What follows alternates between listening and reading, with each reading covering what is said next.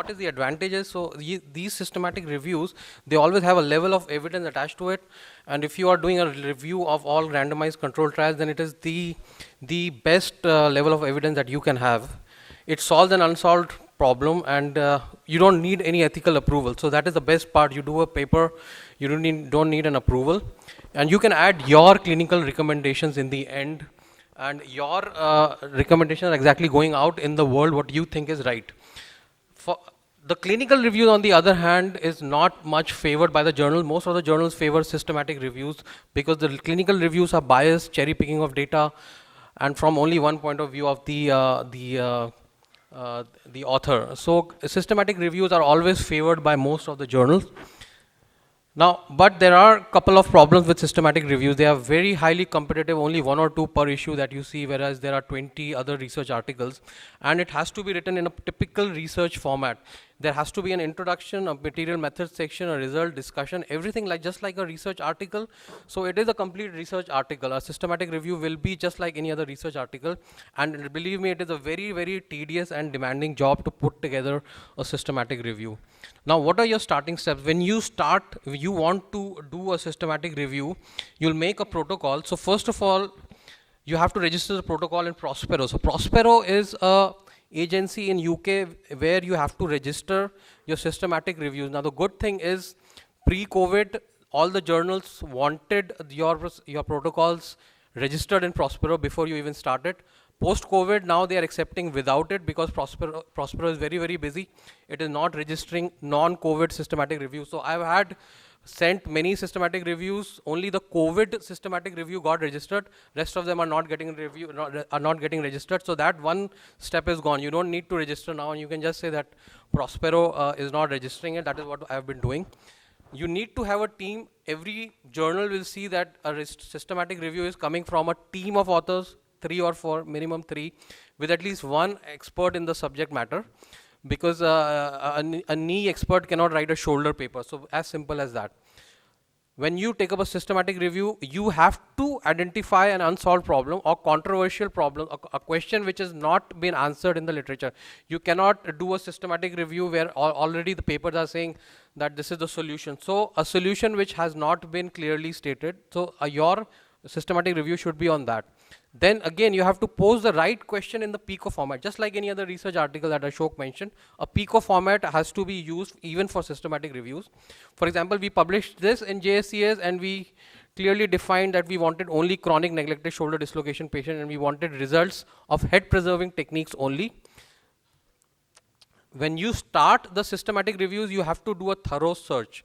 Now, where do you have to search it? So all the journals want to see that you have at least searched in PubMed, you have at least searched in Embase and Cochrane. Now PubMed, of course, everyone will do. This problem is doing it in Embase. Embase or Scopus, both of the subscription nobody has. So you have to borrow we borrowed the username password from our friends in UK, US, whatever way. But Embase and PubMed are the 2 minimum search engines that you will have to use in a systematic review, or it will not be taken as a thorough review done. So basically what this means is the journals want to see you have covered and reviewed and seen and read all the papers possible on that subject. You cannot do a handful of papers review. You have to do all that is possible. Some journals, the top journals, not the ortho journals, but the non-ortho top journals will even want you to search the grey literature. The grey literature is the one which is not been published. They are conference proceedings, they are government reports, even those. So those are not ortho journals, luckily.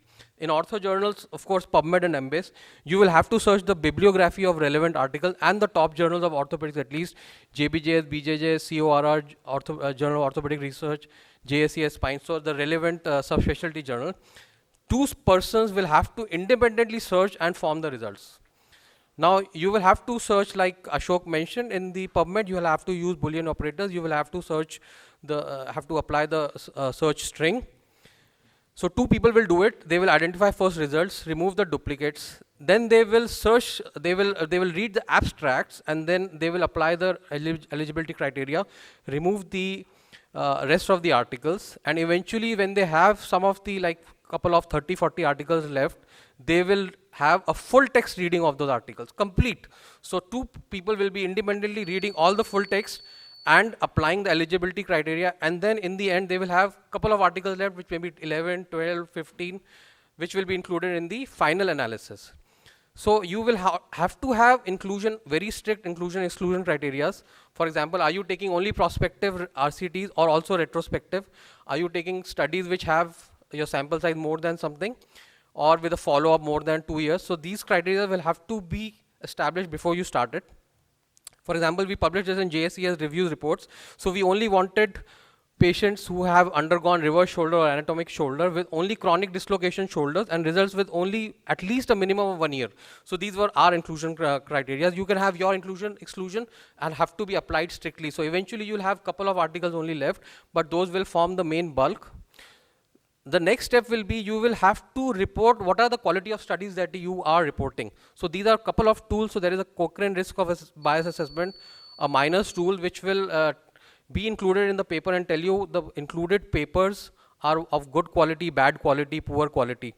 Now next step, and this is the most tedious and painstaking part, each paper will have to be broken down and established and entered in a spreadsheet, Excel spreadsheet. You will have to have these criteria. What is the, where is the paper coming from, which journal, prospective, retrospective, how many are the cases, how many shoulders are there, what is the mean age range, what is the age range, what are the female, male, all the demography has to be broken down, entered in spreadsheet, entered in Excel. Very, very tedious job, 2 people should be doing it, but until you do this, you cannot do a systematic review. Then eventually your results will have to be entered in a spreadsheet, like what was a dislocation type, for example, what was done, how many, what type of replacement was done. So each criteria or each data has to be entered, and eventually your spreadsheet will look like this. You will have a results like event rate or gain in outcome scores, and that will have to be entered in each study, and eventually then you'll pool the data if you want. Now if you stop here, your systematic review is done, you're over. You may not go ahead and do a meta-analysis. It's not very necessary. Although if you do it, it's already it's looked at in good light and people like it, the journal like it. But a systematic review stops there. If you go ahead, you do a meta-analysis, and how? So in a meta-analysis, then you'll have to pool the results. So this is out of the scope of this talk, but these are little complicated issues. You'll have to pool the data, which is not just simply adding all the data.